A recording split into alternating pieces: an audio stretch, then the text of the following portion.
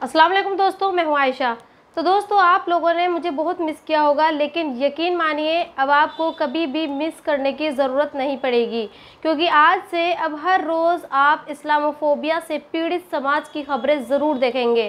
तो चलिए आज खबरों की शुरुआत में प्रधानमंत्री नरेंद्र मोदी के एक स्टेटमेंट से करना चाहती हूँ। ये बयान हमारे देश के प्रधानमंत्री ने पोलैंड में दिया है और दुनिया को ये बताने की कोशिश की है कि भारत बुद्ध की धरती है, जो युद्ध की नहीं शांति की बात करता है। चलिए, अच्छा है हमारे देश के प्रधानमंत्री दूसरे देशों में जाकर शांति की बात करते हैं। वो ये चाहते हैं कि रूस और यूक्रेन के बीच जो युद्ध छिड़ा है, उस युद्ध का खात्मा युद्ध से नहीं बल्कि शांति से हो और दोनों देश एक दूसरे के साथ बैठकर बातचीत के जरिए अपने मसलों को सुलझाएं। मैं प्रधानमंत्री के इस बयान पर कोई टिप्पणी नहीं करना चाहती, लेकिन आज मैं आपको दो खबरें दिखाना चाहती हूं, जिससे आप ये समझ पाएंगे कि जो बातचीत और शांति की सलाह पीएम मोदी यूक्रेन और रूस को देना चाहते हैं, उसकी ज़रूरत हमारे देश को कितनी है। ये वीडियो हारून खान नाम के एक ट्विटर हैंडल से पोस्ट की गई है और इस वीडियो के बारे में ये लिखा गया है कि राजस्थान के अजमेर में मसौदा नाम की एक जगह है, जहां एक समीर कुरैशी नाम के एक मुस्लिम शख्स को बुरी तरह से पीटा गया है और पीटने के बाद उससे जय श्री राम के नारे लगवाए गए हैं। हालांकि ये वीडियो कब का है और इस समीर नाम के शख्स को पीटने के पीछे का मकसद क्या था, इसके बारे में खबरी मीटर कोई पुष्टि नहीं करता। लेकिन हाँ, मैं इतना ज़रूर कह सकती हूँ कि हमारे देश में तकरीबन हर रोज़ ऐसे दर्जनों वीडियो आते हैं जिनमें मुस्लिम लोगों की पिटाई की जाती है, उनसे जबरन जय श्री राम के नारे लगवाए जाते हैं।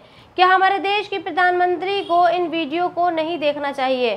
क्या हमारे देश के प्रधानमंत्री को ये संज्ञान नहीं लेना चाहिए कि जो देश संविधान से चलता है, जिस देश में हर मजहब के लोगों को बराबरी का हक हासिल है और उनको दर्जा हासिल है, वहाँ एक ख़ास मजहब के लोग कहीं भी किसी को भी क्यों पीटते हैं और उनसे जय श्री राम के नारे क्यों लगवाते हैं? लेकिन ऐसा कभी नहीं होता। बस हमारे पीएम साहब विदेशी दौरे पर जाते हैं और वहाँ भारतीय मूल के लोगों से मिलते हैं, उनको ऑटोग्राफ देते हैं और उनके साथ ताल से ताल मिलाते हैं और शांति की सलाह देकर वापस आ जाते हैं।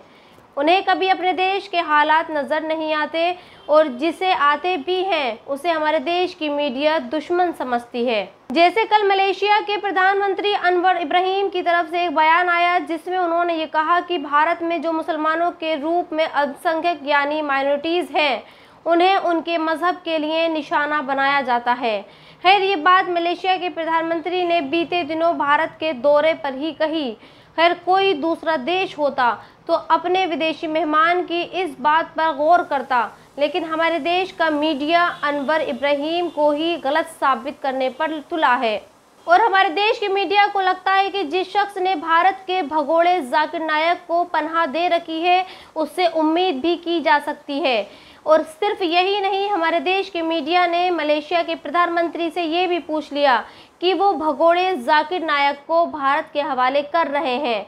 तो जानते हैं अनवर इब्राहिम नाम ने क्या जवाब दिया। उन्होंने ये कहा कि जिस दिन भारत जाकिर नायक के खिलाफ सबूत दे देगा और पुख्ता तौर पर यह बता देगा कि वाकई जाकिर नायक भारत में अपनी तकरीरों के ज़रिए हिंदुओं का कन्वर्जन करने की साजिश रच रहे थे, उस दिन वो जाकिर नायक को भारत को सौंप देगा।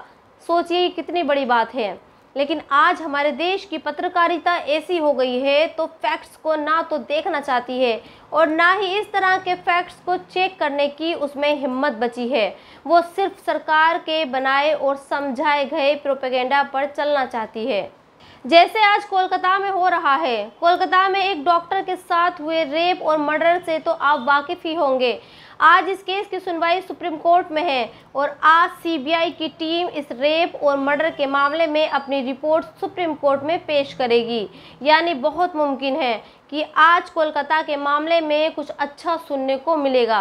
लेकिन बात यहाँ दोगलेपन की है और हमारे देश की मीडिया और बीजेपी के नेताओं का दोगलापन ये वीडियो को दिखाता है। मुझे पूरा यकीन है कि ये वीडियो आपने किसी भी टीवी चैनल पर नहीं देखा होगा, क्योंकि मीडिया में इतनी हिम्मत है ही नहीं कि वो इसे दिखा सके, क्योंकि वो ये जानती है कि आधी नंगी हालत के बीच सड़क पर बैठी ये औरत उत्तर प्रदेश के गाजियाबाद में बैठी है और यहाँ पर बीजेपी की सरकार है, लिहाजा उसके लिए ये कोई बड़ी खबर नहीं है। जबकि ये साफ साफ कह रही है कि इसे पहले किडनैप किया गया और फिर इसके साथ 5 लोगों ने गैंगरेप किया। लेकिन हमारे देश का टीवी मीडिया खामोश है और उसका सारा फोकस कोलकाता पर है।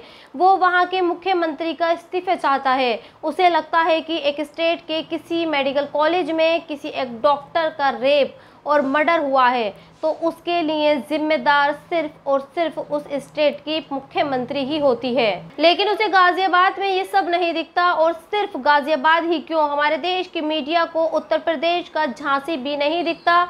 झांसी में भी एक माइनर यानी नाबालिग का रेप होता है और जब उसके घर वाले पुलिस में शिकायत कराने के लिए जाते हैं तो उस थाने का इंस्पेक्टर उल्टा रेप के लिए बच्ची को जिम्मेदार ठहराता है और ये कहता है कि उनसे एक बच्ची नहीं संभलती। लेकिन ये खबर आपको कहीं नहीं मिलेगी। इस गैंगरेप के लिए आप मीडिया की जुबान से ये नहीं सुनेंगे कि योगी जी को इस्तीफा दे देना चाहिए, और इस गैंगरेप के लिए इस स्टेट का राज्यपाल ये राष्ट्रपति शासन की भी मांग नहीं करेगा, जैसे बंगाल का राज्यपाल वहाँ के लिए कर रहा है। दरअसल आज की पत्रकारिता या फिर आज होने वाला क्राइम इस बात पर पूरी तरह से निर्भर करता है कि वो क्राइम कहाँ हो रहा है, उस क्राइम में कौन लोग शामिल हैं। तभी वो क्राइम बनता है और तभी वो खबर भी खबर बनती है। जैसे बरेली की ये महिला मीडिया के सामने ये कह रही है कि जब वो अपने भाई को राखी बांधकर लौट रही थी तब टैक्सी वाले ने इस महिला के साथ छेड़छाड़ की। विरोध करने पर उसके पति के साथ मारपीट भी की गई। लेकिन ये खबर भी आपको टीवी की दुनिया में कहीं नहीं दिखेगी, क्योंकि मीडिया जानती है कि इस खबर और छेड़छाड़ करने वाला ना तो मुसलमान है और ना ही छेड़छाड़ गैर शासित बीजेपी के स्टेट में हुई है। और हाँ, सिलसिला यही खत्म नहीं होता। अब आप एनडीटीवी की इस हेडलाइन को देखिए जो हमें ये बताती है कि कैसे यूपी में जंगल राज है। वहाँ गैंगरेप की पीड़िता को खुदकुशी करना पड़ रही है। सोचिए कितनी बड़ी बात है। कोलकाता में जिस डॉक्टर का रेप और मर्डर हुआ उसके दोषी को गिरफ्तार कर लिया गया है, फिर भी हमारे देश की एक सबसे बड़ी पार्टी ममता सरकार का इस्तीफा मांग रही है और हमारे देश का मीडिया 24 घंटे कोलकाता की इस खबर को दिखा रहा है। लेकिन यूपी के अंबेडकर नगर में एक गैंगरेप की पीड़िता शिकायत करने जाती है और उसकी शिकायत लिखी तक नहीं जाती और हार कर उसे खुदकुशी करनी पड़ती है।